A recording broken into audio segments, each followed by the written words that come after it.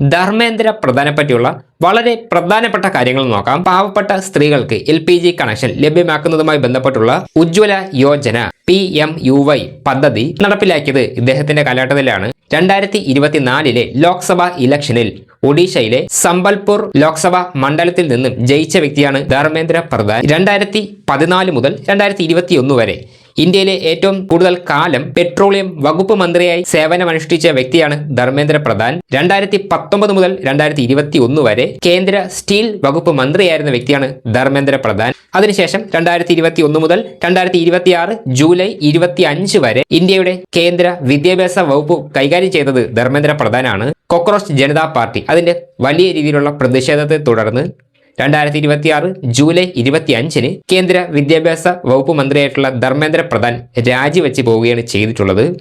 ഇത്രയും കാര്യങ്ങൾ പ്രധാനമായിട്ടും മനസ്സിലാക്കി വെച്ചേക്കണം.